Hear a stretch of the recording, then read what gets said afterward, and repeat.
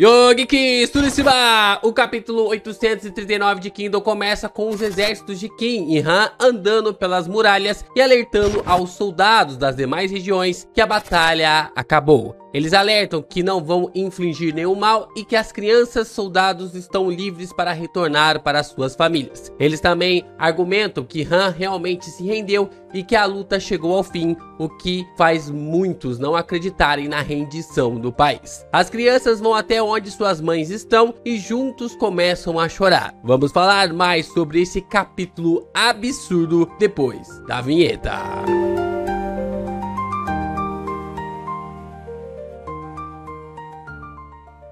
A população ali de Han fica chocado de que o exército de Kim está mesmo apenas tomando as terras sem feri-los, levando até mesmo alguns dizerem que o exército liderado por Tou e Shin não seja tão ruim assim. Os líderes do subúrbio começam a dizer que precisam manter a expectativa baixa, até vermos como o exército de Kim age após tomar o controle, e que, de qualquer forma, todas as mulheres devem se esconder no subsolo. Eles dizem que uma vez que eles desarmem o exército de Han, podem se tornar bestas, o que um responde que se isso acontecer, ninguém será capaz de detê-los. Só que um outro lhe chama a atenção, dizendo para não ser ridículo, o que passa a conduzi-las para o subsolo. Algumas pessoas estão em choque ainda pela rendição de Han. Eles estão espantados de que as mortes dos seus conhecidos na guerra foi algo à toa, e até mesmo a morte pelos protestos poderiam ter sido evitadas. Mas alguns ainda resistem ali na forma de lutar. Eles avisam que aqueles que defendem o oeste de Inchitei ainda não se renderam sob o comando de Hakuakan, o que as pessoas começam a gritar para que matem os soldados de Kim e que precisam lutar até o último suspiro. Vira uma confusão do zaralho e no fim dizem que o exército de Hakuakan ainda está lutando em uma batalha frontal contra o exército de Kim. Não estamos numa batalha, mas eu estou frente a frente com você para pedir o seu like, se inscrever aqui no canal e também compartilhar esse vídeo com seus amigos. É muito importante você continuar reagindo e comentando os nossos conteúdos para que o YouTube divulgue ainda mais os nossos vídeos aqui pela plataforma. E é claro, você também pode se tornar membro aqui do canal e mandar o seu valeu. Mandando o seu valeu, se tornando membro, faz com que os nossos conteúdos possam chegar ainda mais longe, com a gente publicando ainda mais vídeos de Kingdom por aqui. Eu sei que tem algumas análises, alguns pontos bem interessantes que a gente ainda pode trazer para o canal. E cara, se você se torna membro, isso influencia a gente ainda mais a publicar conteúdos dessa obra maravilhosa. Vamos para o campo de batalha e os dois exércitos estão um de frente para com o outro e a gente percebe o quanto o exército do Hakuakan está ferrado, porque nas laterais nós temos tanto o exército do Ryukoku, o exército do Kanou aqui um pouco mais para trás, nós temos aqui o exército do Rokuomi, né, aqui um pouquinho mais pela direita, e o exército do Tou com toda uma galera ainda para trás. Aqui nós temos a base relacionada ao exército do Hakuakan e esse lado aqui é a muralha do lado oeste. Então preste atenção, aqui nós temos o oeste, aqui nós temos leste, aqui nós temos o sul e aqui nós temos o norte. Então a gente tem esses lados de extrema importância para a gente entender tudo o que está acontecendo e é importante ficar marcado ali sobre quais regiões está cada comandado ali do Tou e qual é a região que o exército Hakuakan inicialmente entrou se defendendo. Então nós temos aqui mais uma vez o Ryukoku defendendo o sul, enquanto ali o exército do Rokomi está defendendo o norte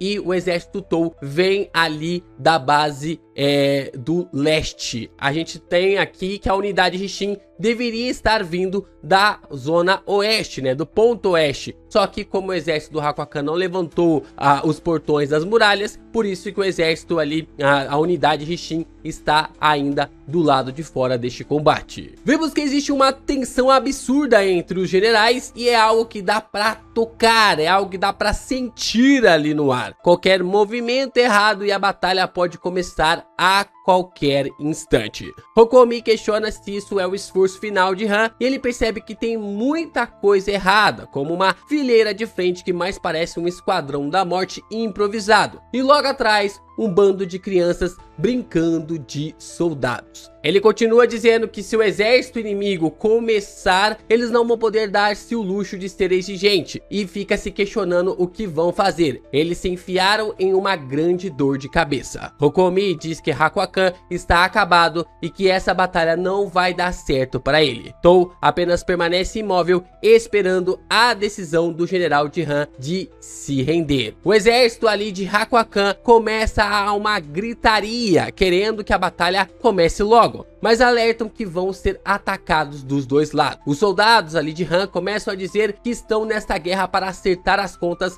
nas derrotas das duas planícies. Rokomi, ao lado de Kim, começa a gritar que Han está pronto para atacar e começa a passar os comandos para os seus soldados, que precisam rasgar os flancos para arrancar a cabeça de Hakuakan de uma vez por todas. O mesmo acaba acontecendo tanto para o Kanou quanto também para o Ryukoku, que alerta ali que precisam avançar antes que o Yoko-Yoko chegue. Esse é um ponto interessante, porque se o Hakuakan tá ali na frente e o Yoko-Yoko não apareceu ao seu lado, isso quer dizer que o Yoko-Yoko ficou lá nas muralhas caso a unidade Risshin queira invadir as muralhas pelo portão oeste. Então o Yoko-Yoko ficou para trás enquanto o Hakuakan vai na frente. O Tou então encara ali o Hakuakan e o mesmo também lhe encara. Os olhos de Hakuakan se fecham e ele acaba erguendo ali a sua mão esquerda para o céu, enquanto um cavalo parte em direção ao centro. Quem se aproxima do centro leva o espanto de todos na maneira como cada um fica chocado com sua chegada. Todos sabem de quem se trata. O Hakuakan e seus soldados estão em choque. Rokuomi e Ryukoku, junto do Tou, também estão surpresos com a maneira de que essa pessoa havia chegado até este ponto do campo de batalha. Pois quem chega no campo de batalha é a princesa Nei, como último esforço final para impedir que essa batalha aconteça. Nei grita para que as forças de Hakuakan baixem as armas, pedindo por favor, que Han já se rendeu e não está mais lutando essa guerra. Ela encara os soldados e diz que a razão pela luta já desapareceu e pede novamente por favor para que abaixem as armas. Porém, os soldados dizem que não podem aceitar isso, que a princesa não pode brincar com os seus sentimentos. Os soldados de Han entram em um furacão de sentimentos, dizendo que se render por conta própria não é uma opção, que a família real estava louca agindo assim e que não serão guiados por tais tolices. Eles pedem para Nei sair da frente, porque se não sair, ela será arrastada junto. Mas a princesa insiste em bater o pé, dizendo que não vai sair, o que surpreende Rokomi e deixa o Tou assustado. Vou garantir para vocês que foi neste momento que o coração do Tou deu um pulo ali. Ele saltou o batimento e eu acho que foi aqui que ele se apaixonou. Acredito que foi aqui que ele acabou se apaixonando pela princesa. Nathan diz que entende os sentimentos dos soldados como se fossem os dela, e que após derramar sangue 2 vezes das planícies, falar de rendição sem sangue na capital é loucura, e questiona que entende ali a grande questão sobre os sacrifícios até agora na forma de tudo ter sido em vão. Porém, essa é uma decisão da família real de se render, como o reino devem obedecer às decisões da família real e que esse é o melhor caminho que conseguiram encontrar. Nei fala diretamente para o general Hakuakan que mais derramamento de sangue não será algo válido, que tudo será algo inútil. Quando começar a batalha, sacrifícios serão inevitáveis. Ela pede para que Hakuakan não deixe isso acontecer. Os soldados de Han estão pilhados com a princesa, dizendo que não vão lhe obedecer, e até mesmo mandando ela calar a boca, com alguns pedindo para sair do caminho. Eles até mesmo argumentam que se ela se rendeu, agora ela não passa de uma plebeia e que ela é apenas uma mulher. Alguns ainda estão implorando pela vida da princesa, pedem para que ela saia do caminho, mas ela mesmo não arreda o pé e diz que não vai sair do lugar. Tou fica ali assustado, fica espantado pelas atitudes da princesa, enquanto as tropas de Kim estão em choque com as atitudes de Nei. E ela continua dizendo para que Hakuakan não ouse começar a guerra, para que ele não ouse iniciar essa batalha.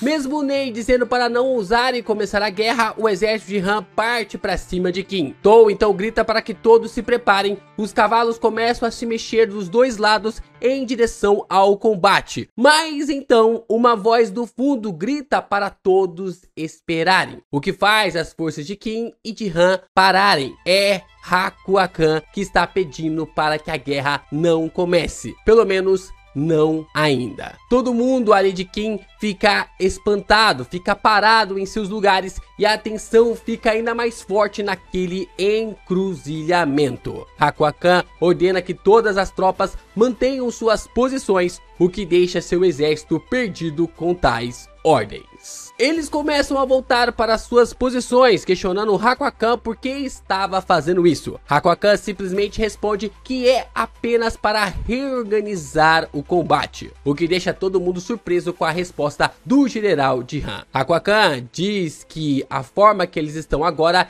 eles serão massacrados pelo exército de Kim. À esquerda deles está Rokuomi, à direita está Ryokoku e Kanou. Se continuarem nessa formação, eles serão flanqueados pelos dois lados. Iniciar uma batalha sabendo disso é a pior coisa que eles podem fazer agora. Então ele decide que é melhor se reorganizar agora para depois entrar num ataque. O que faz um dos comandados questionar se render é uma opção. Os soldados então começam a levantar a voz para o Hakuwa Khan, questionando o que é que ele achava da maneira como os camaradas deles caíram no campo de batalha, se eles ficariam felizes com tal atitude e qual foi o significado do sacrifício deles. O que faz Hakuwa Khan levantar a voz e dizer que ele não vai se render. Hakuwa Khan diz que vão entrar na cidade pelo lado sul e vão se reagrupar para enfrentar o exército de Tou mais uma vez, e assim vão